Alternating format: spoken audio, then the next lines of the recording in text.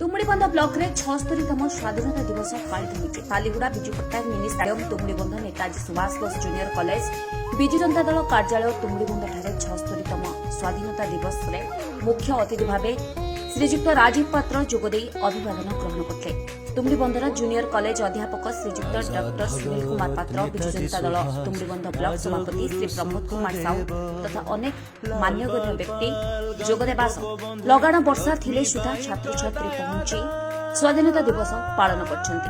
लक्ष्मी बाई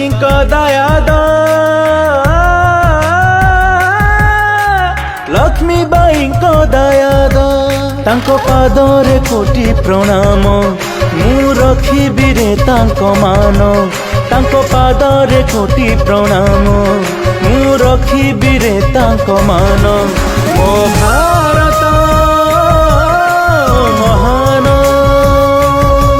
मो भारत महान